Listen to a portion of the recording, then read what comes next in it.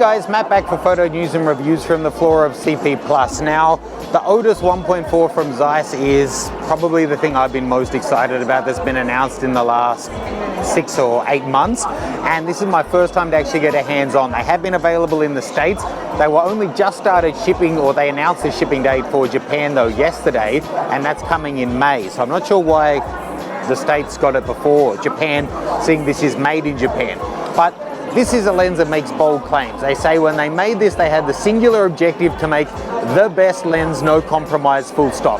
And considering this is a 55mm lens, which is, I don't know, 4 times the size of the Nikon 50mm 1.4G, they certainly didn't compromise on size. Certainly if you look at something like a Leica where they're using best equipment, a really high price, so no compromise there, but they're quite small. The size is the compromise. Here, there hasn't even been a compromise in terms of size. This has an incredibly complex design for a prime lens, and it's using a couple of glass elements in there that they say cost more per ounce than gold. Let's take a look around this guy. Before you even mount the lens onto your camera, it's striking to look at. Matte black finish with bright yellow text on it. It's huge, hulking and heavy. And when I say big, I mean really huge. Left to right, that's the Nikon 50mm 1.4G, the 24-70 2.8 zoom, and there's the Otus. And then side by side, there's the 24-70 and the Otus. With the hoods, it's hard to tell, but the Otus is actually slightly longer and slightly wider and 10% heavier than the Nikon 24-70. They both have a 77mm front filter thread size. One of the reasons this is so big and heavy is the glass that's inside. This has 12 elements in 10 groups. 5 of them are aspheric elements and 1 of them is double-sided. And it's got 6 glass elements that use some special glass that costs more than gold. They call it anomalous partial dispersion. In other words, it's the highest quality glass that you can get, and they're using the distagon design, which they've never used for a standard prime lens before. This has 9 rounded aperture blades. The Otus is designed to be used with high megapixel cameras like the D800E that the samples here were taken with. One great thing about it is the focus throw is extremely long, as you can see on this. Over 260 degrees of turn is devoted to just going through your focus range, and then it's got the manual aperture on there as well. However, it is surprising that it doesn't have a rear weather sealing gasket.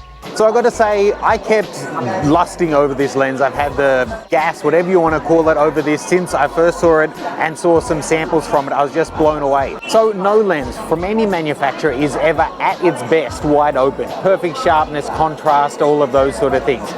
But this one, the samples I've seen look really, really promising, and having had a play with it, I'm really stoked. The thing that held me back from being interested in something like this is the manual focus. For 50mm for me is often, on the fly, wanting things quite quickly. And, I have a 50mm prime, my Nikon 1.2, which is just fine for me, but that's, it's $700 instead of $4,000. And I thought if I'm going to get the best and really make the most of the image quality, I want to make sure I can lock focus. But I have to say, this is a manual focus like none other that I've seen before. I expected the Zeiss would have a really traditional kind of feel to it, but it's actually a really modern design. It's got an incredibly modern feel to it, and the aperture ring and the focusing ring are both incredibly smooth, and it's like the slick tires on a Formula 1 car. And the main thing that makes me more interested in being able to get this guy is that the focusing ring is the smoothest I've ever tested, and it's got an incredibly long focus throw. Now, if you're going to be shooting rapid, that's not a handy thing to go from maximum distance to closest focus in like almost a full turn.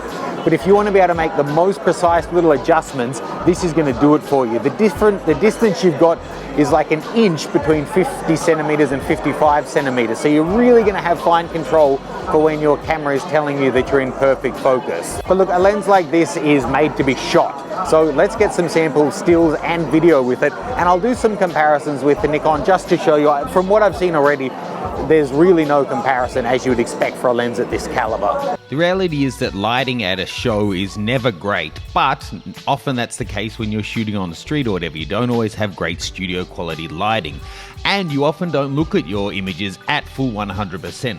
But let's go in at 100% on this gentleman who was on the Zeiss stand that's taken at f1.4. and you can see there's incredible sharpness there. And something I need to point out is that's without having done anything to the file, not even curves. That's straight out of camera, so you could realize crazy amounts of detail beyond that. Here's another one, again, not flattering lighting, moving subject who just paused for 5 seconds for me to grab the shot, and in at 100% on that.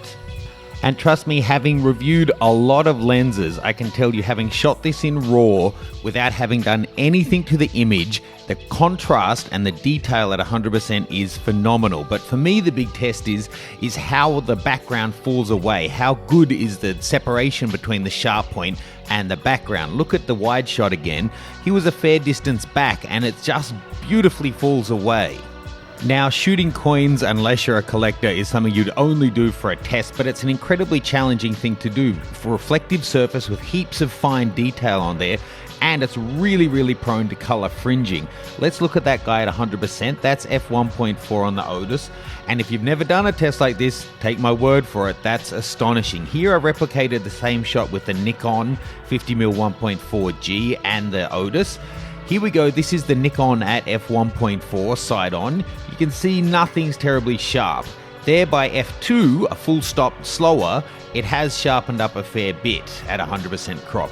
But here's the Otus wide open. It blows it away, even a stop, wide open.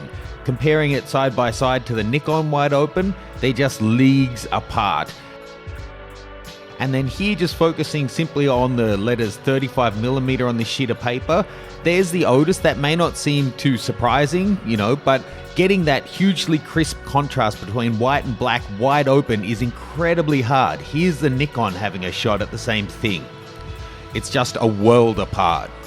Check out the bottom right-hand corner as well, how they've rendered that foreground out of focus. When you look at the Otus, how crisp the black to the white is, and think about how that micro contrast transfers to landscapes or people's faces, and what it's doing to the out of focus areas.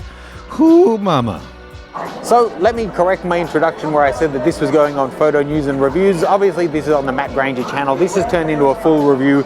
I'm really blown away by this. At $4,000 it's a pretty big pill to swallow, but I got to be honest, it's on my wish list and it's certainly being considered now, having used one. So often it goes the other way around, but for me, now that I've tested it, I really want it more than I did on paper. So often things don't live up to the hype. In this case, they certainly seem to. I can't wait to get home and look at all those images at 100%, which you've already seen now. Greetings from the editing suite. I rarely do this, but shooting it and the experience of shooting it and seeing the images on my camera, I could tell it was performing astonishingly well. But having now reviewed them at 100%, I am so blown away. I know these are not the most inspiring test images, but this is how you test things on a trade show floor. And as I said, I've tested a lot of lenses, and this one just absolutely blows me away.